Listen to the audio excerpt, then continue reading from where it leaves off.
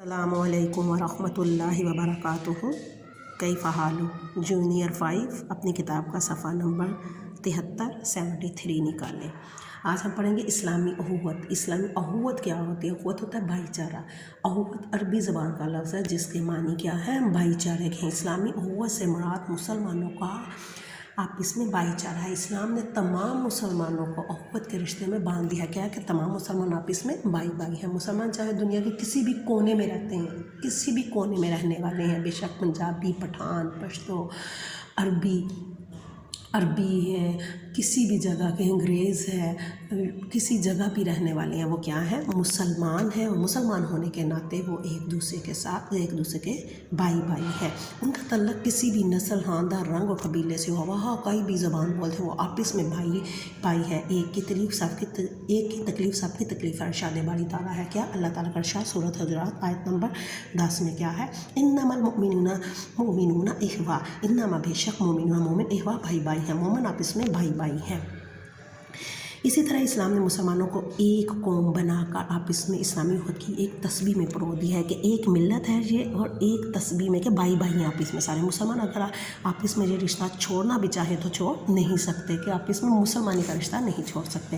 اسلامی اخوت اور سیرت طیبہ، کہ نبی پاک صلی اللہ علیہ وسلم کی سیرت طیبہ سے ہمیں اخوت کا، بھائی چارے کا کس طرح پتہ چلتا ہے۔ اسلام سے پہلے عرب کے لوگ چھوٹی چھوٹی باتوں پہ لڑتے تھے، لڑائی جھگڑے شروع ہو جاتے تھے، قبائل کی دشمنیاں سالوں سال چلتی تھی، ایک دوسرے خون کے پیاسے تھے۔ لیکن آپ صلی اللہ علیہ وسلم نے یہ دشمنی دوستی میں بدل دی۔ آپ صلی اللہ علیہ وسلم کی تعلیمات کا، آپ صلی اللہ علیہ وسلم کے درسوں کا، اور آپ صلی اللہ علیہ وسلم کی تعلیمات کا یہ اثر ہوا کہ اسلام قبول کرنے والے آپس میں بھائی بھائی بن گئے۔ ہجرت مدینہ کے بعد، ہجرت مدینہ جب مکہ سے مدینہ ہجرت کر کے چلے گئے تھے تو حضور صلی اللہ علیہ وسلم انصار اور مہاجرین کے درمیان اخوت کا بھائی چارے کا رشتہ قائم کر کے بھائی چارے کی عظیم مثال قائم کر دی، جس کی مثال تاریخ میں کہیں نہیں ملتی۔ یہاں تک کہ جائیدادوں میں بھی انہوں نے اپنا حصہ انصار و مہاجرین کو، اپنی جائیدادوں میں بھی حصہ انصار نے ان کو اپنے آدھے گھر دے دیے، اپنی جائیدادیں دے دی۔ یہاں تک قائم ہوا تھا یہ اخوت کا رشتہ۔ حضرت صلی اللہ علیہ وسلم نے مسلمان امت کو ایک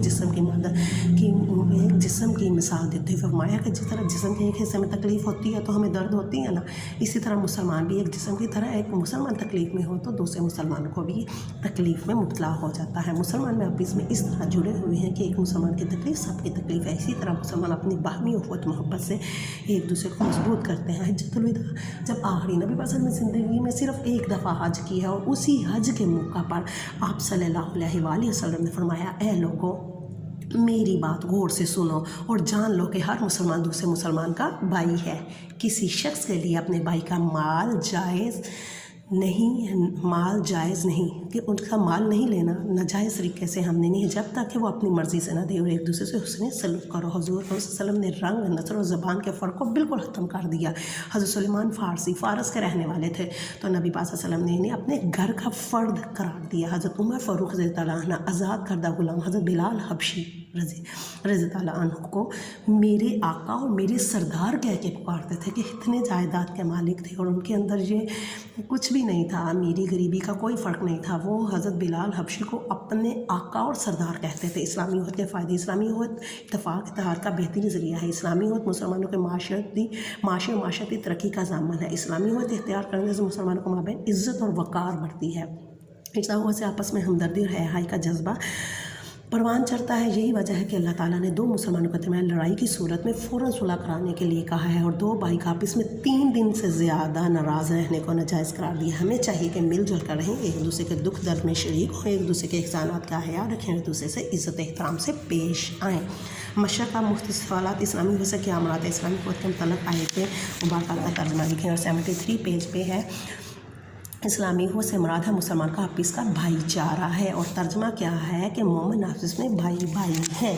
سوال نمبر 2، حجۃ الوداع کے موقع پر حضور صلی اللہ علیہ وسلم نے اخوت کے بارے میں کیا ارشاد فرمایا؟ تو حجۃ الوداع کے موقع پر حضور صلی اللہ علیہ وسلم نے فرمایا، اے لوگوں میری بات غور سے سنو اور جان لو کہ ہر مسلمان دوسرے مسلمان کا بھائی ہے۔ کسی شخص کے لیے اپنے بھائی کا مال جائز نہیں جب تک کہ وہ اپنی مرضی سے نہ دے، اور دوسرے سے حسن سلوک کرو۔ اسلامی اخوت کے کوئی سے 4 فائدے لکھیں۔ اسلامی اخوت کے کوئی سے 4 فائدے یہ نشان لگا لیجیے گا۔ خالی جگہ پر کیجیے۔ تمام مومن آپس میں بھائی ہیں۔ اخوت کا معنی ہے بھائی چارہ۔ اسلام نے تمام مسلمانوں کو اخوت کے رشتے میں باندھ دیا ہے۔ نمبر 4، رشتہ اخوت سے آپس میں ہمدردی اور حیائی کا جذبہ पैदा हो परवान चढ़ता है। नंबर 5, इस्लाम ने मुसलमान को आपस में उख़्वत की एक तस्लीम परो दिया है।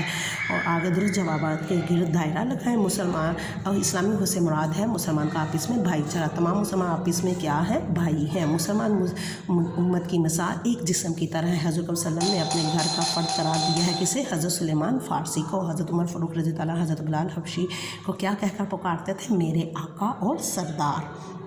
आका और सरदार। दो मुसलमानों को आपस में कितने दिन से ज़्यादा नाराज़ रहने को नाजायज़ करार दिया है? कितने दिन से? 3 दिन से ज़्यादा। 3 दिन से ज़्यादा नाराज़ रहने को नाजायज़ करार दिया है। इसे गौर से आपने पढ़ लेना है और अपनी बुक पे सारी फिलिंग द ब्लैंक्स और ये निशान लगा लेने हैं और सवालों को याद कर लेना है। अल्लाह हाफिज़, फ़ी अमान अल्लाह। अब अल्लाह ताला आपको अपने हिफ्ज़ व अमान में रखें और आप जल्दी से सही सलामत स्कूल आएँ और अपनी पढ़ाई को जारी रखें। अल्लाह हाफिज़।